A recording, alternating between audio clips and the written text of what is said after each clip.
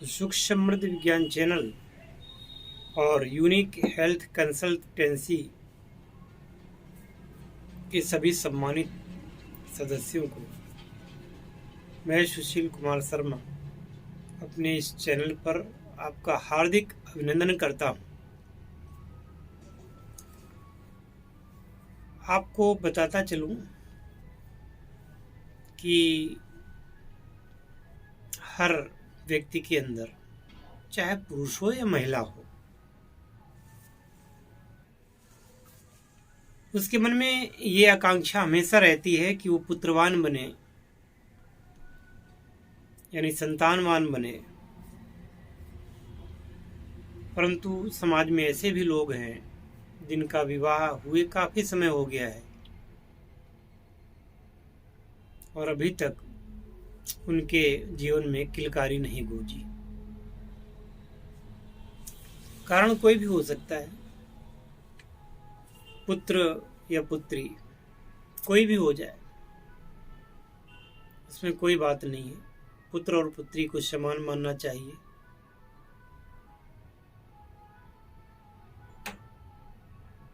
पुत्र और पुत्री आपके ही अंश से उद्भूत हैं और आपके ही वंश को बढ़ाते हैं। लेकिन अगर दो में कुछ भी ना हो तो क्या करें? तो मैं आप सभी को बताना चाहूंगा कि पुत्र प्राप्ति के लिए क्या क्या करना यथेष्ट होता है। तो ध्यान से पूरी वीडियो को देखना। अगर पूरी वीडियो को ध्यान से नहीं देखा तो फिर आप इस मर्म को समझ नहीं पाएंगे कि संतान उत्पत्ति कैसे हो, वो भी मनचाही संतान उत्पत्ति कैसे हो। तो चलिए शुरू करते हैं अपने इस टॉपिक को। सर्वप्रथम तो मैं कहना चाहूंगा कि पुत्र प्राप्ति के लिए स्त्री की आयु 18 वर्ष से ज्यादा होनी चाहिए, तभी वो गर्भ धारण करे तो ज्यादा अच्छा है। बच्चा तो वो 12 वर्ष में भी पैदा कर सकती है, लेकिन जब वो खुद उस समय एक बच्ची होती है तो उसका शरीर फिर आगे के लिए अच्छा नहीं रहता। ऐसे मामले आए हैं जब 12 वर्ष की बच्चियों ने भी बच्चे पैदा किए और 11 वर्ष का बच्चा पिता बन गया। YouTube पर देख सकते हैं आप। खैर, वो हमारा विषय नहीं। हमारा विषय है कि जब स्त्री परिपक्व हो जाए, 18 वर्ष की हो जाए, तभी उसको संतानोत्पत्ति करना चाहिए। और पुरुष तो 20 साल का होगा, 21 साल का होगा। वैसे भारत सरकार ने 21 साल उम्र रखी है, जो कि घटा के कुछ समय में अभी 18 वर्ष कर दी जाएगी।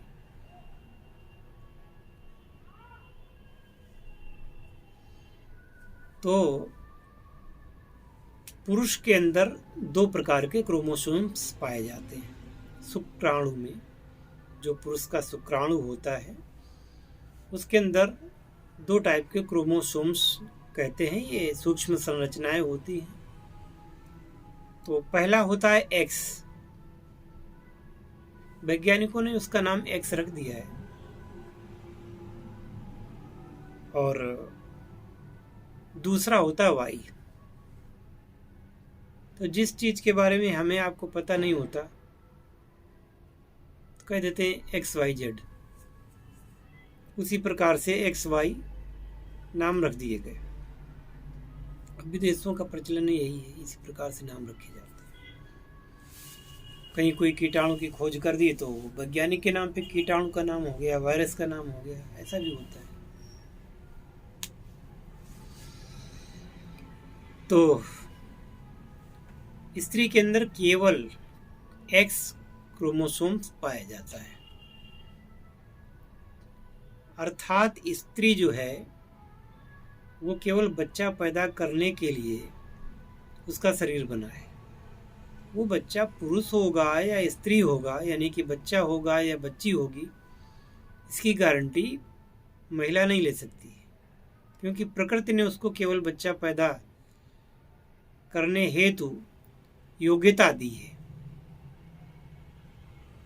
अब वो लड़का होगा या लड़की होगी, ये योग्यता केवल पुरुष को दी है। अब अगर पुरुष का एक्स क्रोमोसोम हर बार निषेचन करता है गर्भाशय में जा करके, तो इसके लिए स्त्री जिम्मेदार नहीं है। उसको आप लड़की पैदा करने के लिए ताना नहीं दे सकते, परंतु हमारे समाज में ऐसे मूर्ख लोग हैं जो ऐसा ताना दिया करते हैं।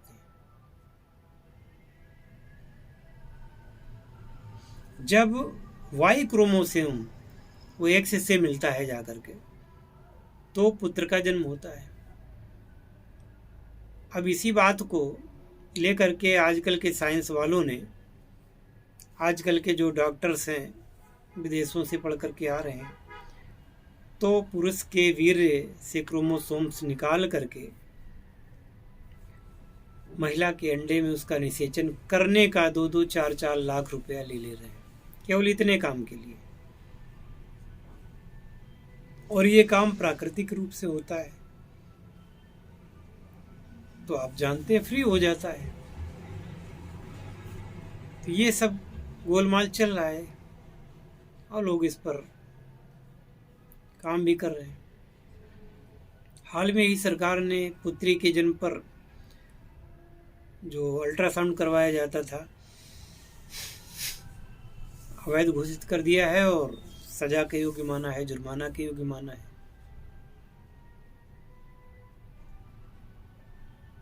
क्योंकि लोग बच्चियों की हत्या करवा देते थे, जो कि एक राक्षसी कर्म था।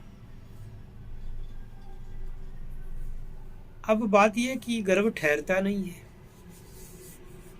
तो पहले से प्रदर की बीमारी रही होगी या मासिक धर्म खुल करके नहीं आया होगा या और भी कोई समस्या हो सकती है जिसका निदान पहले होना चाहिए।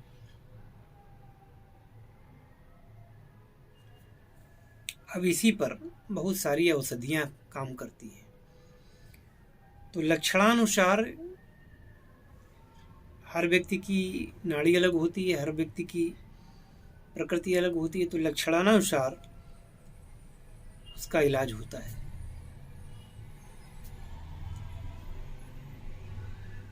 कोई एक ही प्रकार की दवा सभी प्रकार के लोगों के लिए अच्छी नहीं होती।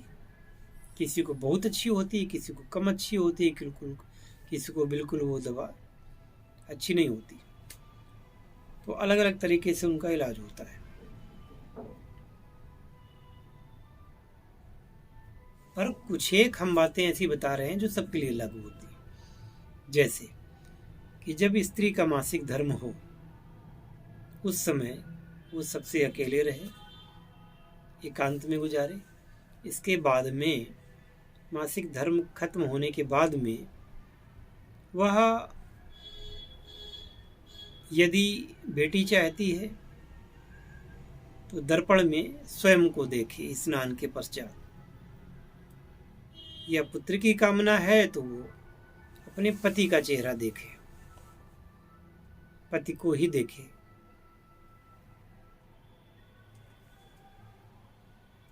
एक तो ये हो गया। दूसरे यह है कि पति और पत्नी पुत्र प्राप्त करने हेतु जब एक दूसरे से मिलें, है ना, वह पहली बात तो कि 8 दिन से पहले न मिले। स्नान के बाद 8 दिन आप प्रतीक्षा करें, कम से कम 7 दिन तो प्रतीक्षा कर ही लें। 8वें दिन, 10वें दिन, 12वें दिन, 14वें दिन यदि आप अपने पति या पत्नी से मिलते हैं तो पुत्र प्राप्त होने के चांसेस ज़्यादा होते हैं, क्योंकि ऐसे समय में वाई क्रोमोसोम उस समय आपका एक्टिवेट रहता है। अगर 9, 11, 13, 15 ये दिन हुआ तो ये पुत्री की प्राप्ति कराने में सहयोग करता है। हालांकि इस संबंध में कोई गारंटी नहीं दी जा सकती, परंतु शास्त्रों में इसका उल्लेख है तो वो चीज़ माननी चाहिए।